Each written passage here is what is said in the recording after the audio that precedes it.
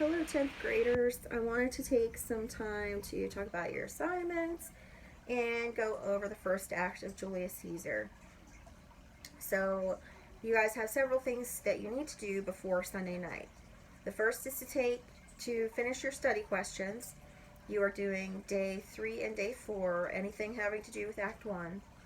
And then you have a reading quiz once you complete the reading. I also posted some additional assignments yesterday that I want to talk to you about. The first is discussion board posts. You all have been placed in small groups. For the most part, these mirror the groups that we've been using in class. I did have to move a few people around, but overall, you'll be working with the same group of people you've been working with. There are 5 questions that you need to respond to.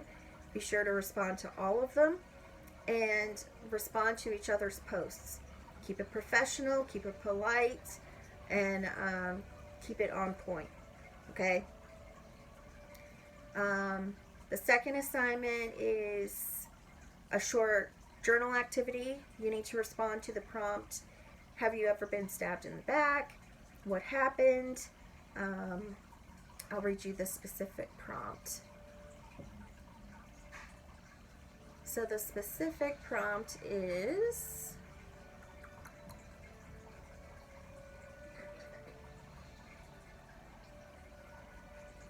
bear with me, I'm just trying to find,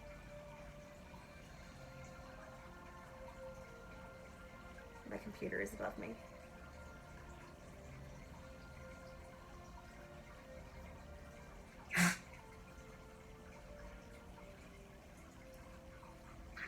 Here we go. Okay, so the specific prompt is, what are some examples of situations where someone did something behind someone else's back? What are the consequences? Or what were the consequences? So this could be something that happened to you. It could be something that happened to a friend, your parents. It could be something famous that happened, like I know that Cardi B gets in a lot of fights with people. Was she ever stabbed in the back? Did she do something behind somebody's back? What were the consequences of that? What was the fallout? You need to write at least 8 sentences on that topic. The final assignment that I have for you is an annotation activity. We've been spending a lot of time on rhetoric, ethos, logos, and pathos. You guys are going to apply that to the play Julius Caesar. Act 2, almost the entirety of Act 1, Scene 2, is Cassius trying to convince Brutus to join the cause of bringing Julius Caesar down. And he makes this long speech. He uses ethos, logos, and pathos in his speech. So I have included a handout. You are to read through the handout, answer the questions, and identify ethos, logos, and pathos in the speech. You need to identify Cassius's main claim, what evidence he provides, and what he uses to warrant or support his evidence. And then there's a short brainstorming thing to identify those different pieces within his speech. I wanted to give you some background on Shakespeare. Most of you guys should be familiar with Shakespeare at this point, because in 9th grade you did either Romeo and Juliet, Much Ado About Nothing, Midsummer Night's Dream, something along the lines of a Shakespearean play. So I expect you to have a little bit of knowledge, but I want to reintroduce that to you and kind of refresh your memories a bit before we dive into the play. Because how Shakespeare lived and wrote has a big influence on what the impact of this play is.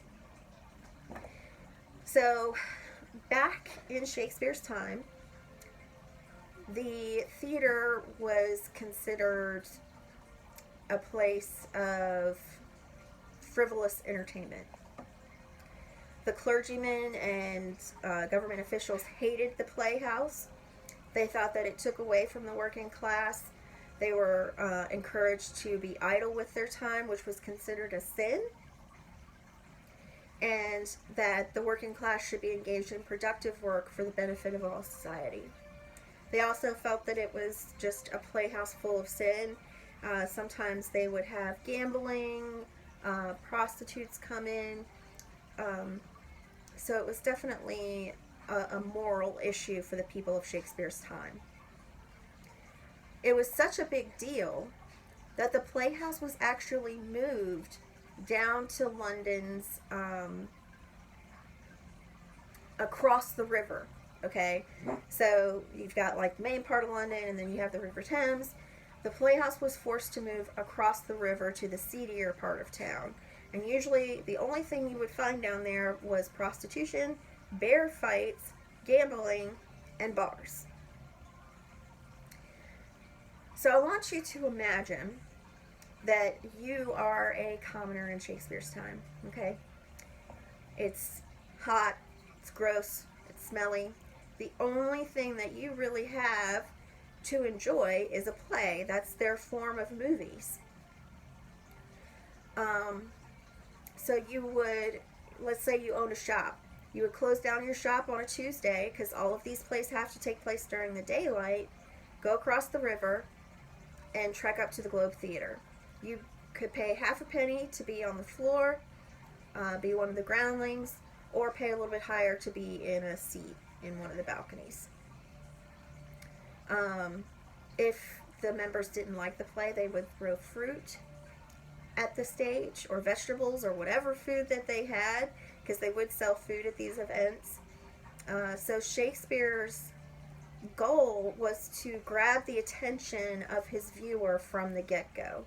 And the way that he would do that is by starting on a very dramatic bang, a big impact. So again, you're a commoner, you're on the ground floor, you've closed down your shop for the day, and you know that the clergymen and the government officials don't want you to close your shop. That it is immoral, it's a sin, and you're not benefiting society. All of a sudden, at the beginning of Julius Caesar, this government official walks out on stage and he's like, "Hey, what are you guys doing here in your good clothes? Get back to work." It's a pretty impactful moment in the mind of these working class citizens because they think it's a real government official telling them to get back to work. So they're like, "Oh my gosh, I'm in trouble. Oh no, oh no, oh no, oh no." Then they realize, oh, this isn't a real government official. This is just a member of the play. So it kind of brings the audience into the play and makes them an active participant. There are a couple of specifics that are mentioned in Act 1 that have to do with Shakespeare Society as well. For instance, Flavius asks why he's not wearing the sign of your profession. In Shakespeare's day, you would actually wear almost like a uniform and a badge indicating what your profession was.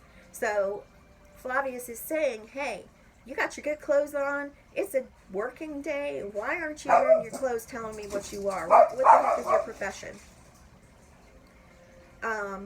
So again, it's just bringing the audience into the play to make them an active participant. This was a really dramatic way to start the play, and a way to kind of get the audience's interest going so that they wouldn't throw food at the actors. So now that you have a little bit of background about Shakespeare, let's talk about the play specifics. So Act 1 starts out when Flavius and Marullus are fussing at a carpenter and a cobbler. And they're like, why aren't you at work? You know, it's a Tuesday. It's time for you to be at work. And so the carpenter and the cobbler explain that they're out in the streets celebrating Caesar's triumphant return and his from his battle over Pompey. If you guys will remember from class when we did our historical stuff, Pompey, Caesar, and the other guy that died that I can't remember his name right now, formed the first triumvirate. Let me get you that guy's name. So the first triumvirate was formed of Julius Caesar, Pompey, and Crassus. All right, and Crassus is already dead. So Pompey and Julius Caesar are the only two that's left, and Julius Caesar wants more power. So he fights Pompey, marches his army into the streets of Rome, and takes it over. He kills Pompey and kills his sons. Now, Pompey was well liked by the Romans. He was a pretty good guy. But when Julius Caesar comes marching into town, they like him more because he is a man of the people. He grew up pretty close to the people. He knows what they want. He wants to redistribute land to them. He wants to better their lives, essentially. So they're happy that he's back and that he's triumphed over Pompey. Because Pompey just wanted, the same old, same old. The rich people get all the spoils of war and that type of thing. In addition to Caesar's return, it is the festival of Lupercalia. And Lupercalia was a pagan festival that took place around Valentine's Day that celebrated Pan and was about fertility and ridding the streets of spirits. It was pretty intense, very risque, we shall say. There was a lot of sex going on in the streets to promote the fertility. They would have races and animal sacrifices. They would also have, I'm checking my notes.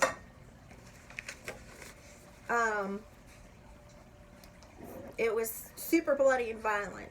So they would get into fights. And they would also decorate the statues around Rome with clothing to try and ward off evil spirits. So when Flavius and Marullus are talking about, hey, disrobe these statues, don't let them celebrate Caesar, Marullus is like, can we really do that? It's Lupercalia. Won't bad things happen if we do that? Romans were superstitious, very superstitious. So this was a big no-no in their eyes. When we get into Act 2, we actually see Caesar. And he comes in with Antony. Antony is going to run a race for Caesar.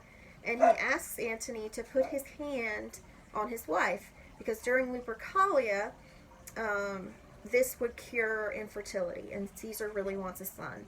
But his wife can't give him one. She's infertile. So he makes sure to ask Antony to place his hand on his wife, on Calpurnia, so that she can bear him a son. A soothsayer comes out of the crowd and he says, "Beware the Ides of March. Beware March 15th." And Caesar just kind of brushes him off. Even though he's superstitious, he's like, this guy's crazy. Nothing bad's going to happen to me. I'm Caesar. And then the last part of scene 2 is Brutus and Cassius talking about what's happened. And Cassius does not like Julius Caesar. He thinks he's egotistical. He thinks that he wants more power than he should have, and that he's going to bring Rome back to a kingdom like they had under the last king, and that everything will just fall apart. Brutus, on the other hand, is Julius Caesar's best friend. He loves Caesar. He thinks he is the most awesome guy in the world. However, he still doesn't want him to be king, because he knows all of Julius Caesar's flaws, and he knows that Caesar is reaching for more power than he should. So Cassius's whole goal in this speech is to convince Brutus, 1, to join their cause, and 2, to be the leader instead of Caesar.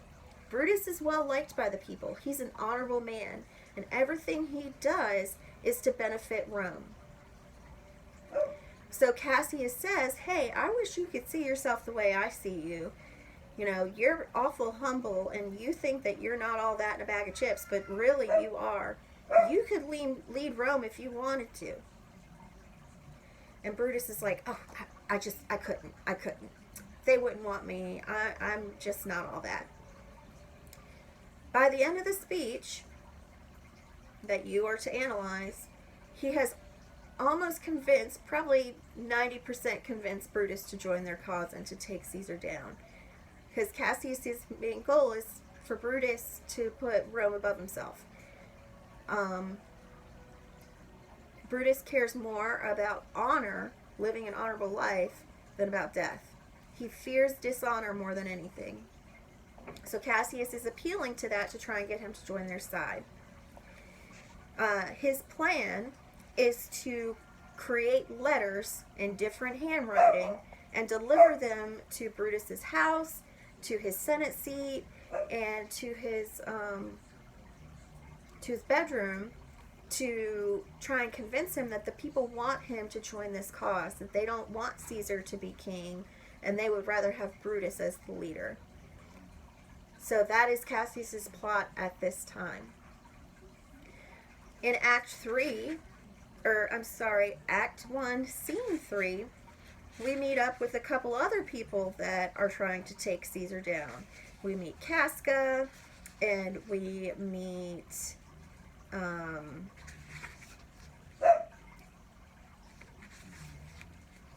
apologize, I'm flipping through here. So we meet Casca, we meet Cicero, and they talk about the other people that are going to meet outside of Pompey's theater to start their plot. That they have to get Brutus on their side in order for this to work.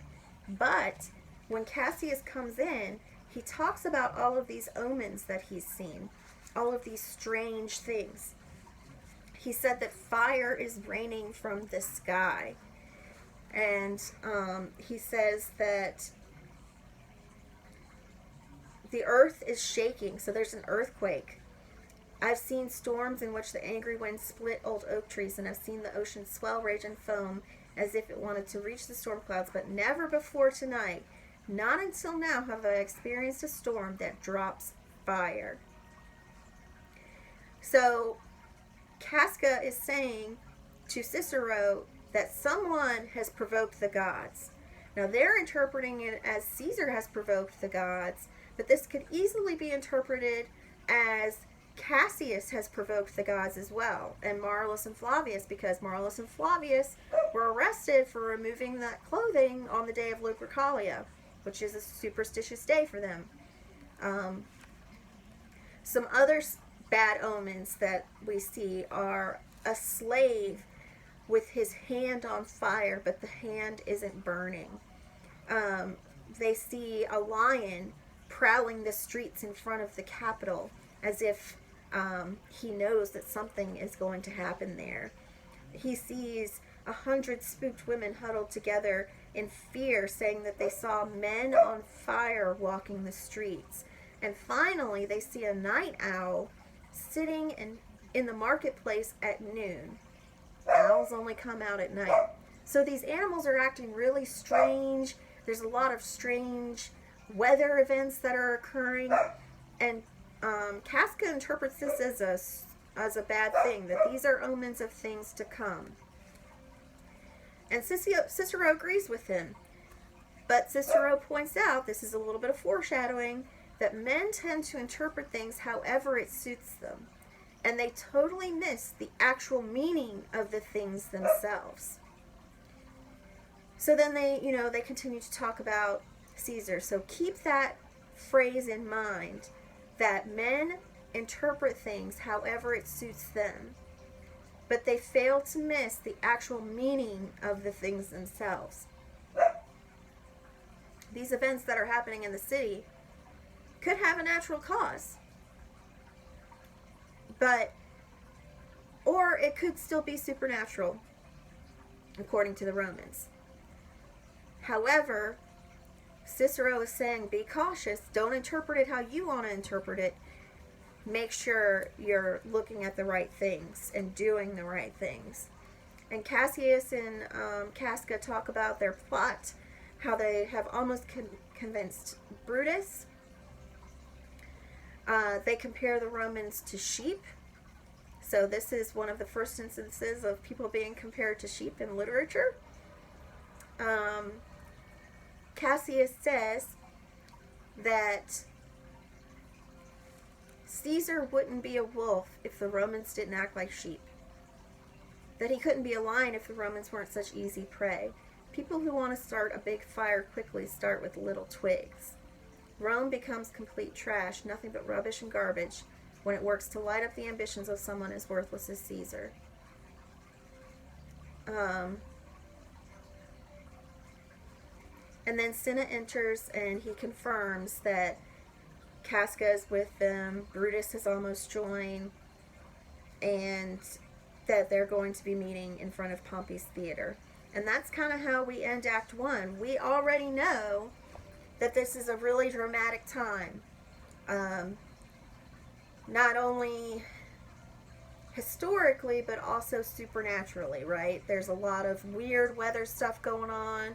The animals are acting really oddly. They're not following their normal behaviors.